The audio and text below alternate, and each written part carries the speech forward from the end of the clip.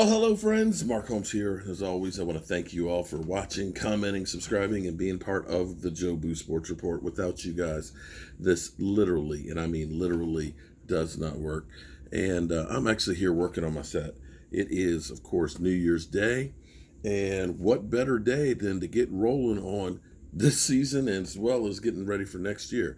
You can't just stop and rest on your laurels. You got to keep on working and getting better every single day, and that's what I'm doing. So actually, this is my what I'm trying to do with my whole set here is I'm trying to create a whole sports center, so to speak, not to be taking off of ESPN. But you guys, we did most of our game broadcast outside. I've got plans for that for next year. I'm going to get like one of those canopies that, you can crank out so that way we'll be covered and stuff. I'm going to get one of the outdoor heaters and things so that way we can be out there.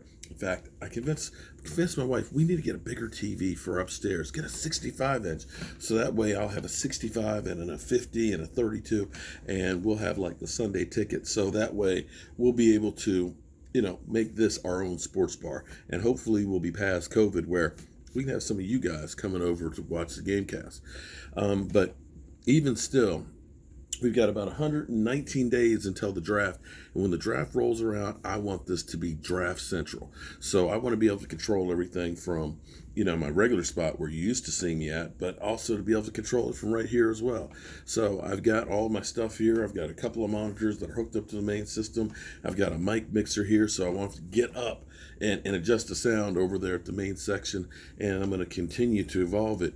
And basically, I'm going to have 3 sets like this where I can just go sit anywhere and can control everything. So that way you can see a different thing. Because I know what's going to happen.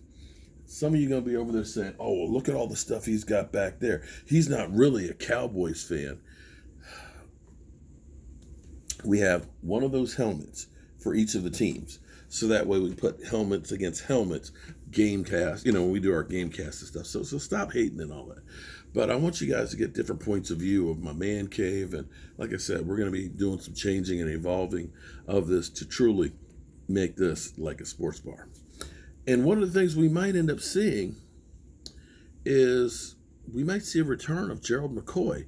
I missed this yesterday. I don't know. I guess yesterday we're getting ready for New Year's and things. There's so many other things that are going on. But yesterday, Stephen Jones, which is strange because yesterday was the Stephen Jones day. Monday is normally his day. That's probably why I missed it.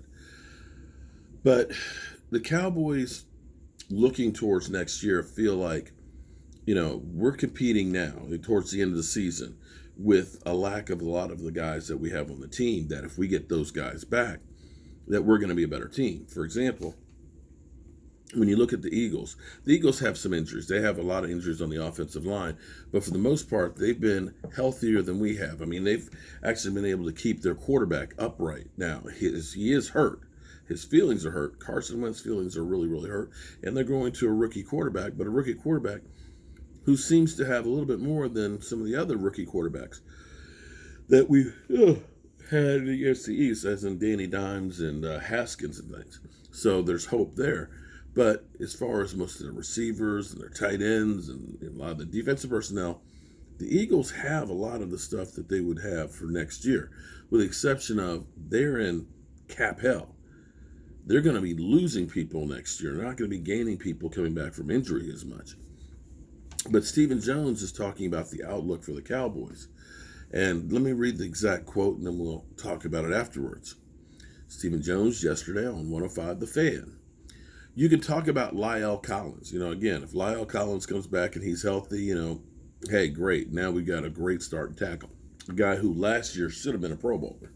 Tyron Smith. Now, again, Tyron Smith, we know that Tyron Smith has missed at least 3 games every year of Dak Prescott's career. And, of course, this year, it'll be 14. But if you get him back to, even half of the season, at least that's a Pro Bowl player. And who knows, maybe this extended period off, getting the neck and stuff together and letting his body really heal, it may bode dividends for next year. You can talk about our quarterback. Talking about getting Dak Prescott back? Oh, boy. Okay, so, it seems like the Cowboys are into signing Dak Prescott. And you talk about 2 of our better defensive tackles. Tristan Hill, who was showing some promise after his first year. People say, he's a bust. Get rid of him. He sucks. Get him out of here. Get him out of here. A lot of y'all were. A lot of you were. A lot of you were. And if we're up to a lot of you guys out there, we couldn't field the team because literally you would have told everybody needs to go in some of your guys. I'm serious. Everybody needs to go. Our quarterback, our running back, our tackles, our guard. I mean, everybody. They want too much money. Can't stay healthy. Got dumb penalties. Anyway, be that as it may. And Gerald McCoy. Let me say that again. You talk about Lyle Collins. Yeah, I got Lyle. You talk about Tyron Smith. Okay. You talk about our quarterback. Okay. You talk about two of our better defensive tackles, Tristan Hill and Gerald McCoy. There's some opt out there that's going to return. There's some options out there that are going to return to us that should be big to help us. There's some ops out there that are going to return to us that will help us. Interesting. Now, Gerald McCoy is the free agent that we never got to really see anything because, and when you looked at Gerald McCoy looked like he was like, I was excited about seeing Gerald McCoy because he had slimmed down some and he looked like he was Adonis, like he was ready to kill somebody. And then to get hurt, first day of training camp, it sucked. We never got him out of the starting gate. What we were signing him for last year was like $3 million. That was chicken feed. I mean, seriously. And the Cowboys went ahead, knowing that he couldn't play for the year, basically said, okay, we're going to cut you now, and basically paid him $1 million. I guess in some regards, if he had opted out for the season to sit out for the year, he would have gotten about $400,000 for the COVID money. So he still got $1 million from the Cowboys. He still has that desire to be seen with the Cowboys in prime time, something he didn't have when he was with Tampa Bay, and still has that, that want. And apparently the Cowboys are looking at it and saying, yeah, maybe we can get, a guy who could be a role player, who can be, an option in a rotation, and maybe cost effective. That's really interesting. I think really, really big for us. So yeah, I kind of like that. I need to try and do some more research and see if we can find out, how his rehab and stuff's going. But, hey, could be a good option. It's somebody who's definitely wanting to be here, who's admitted, I've made plenty of money. He wants to have that, last hurrah, see if I can get a ring before I retire. Might not be a bad move.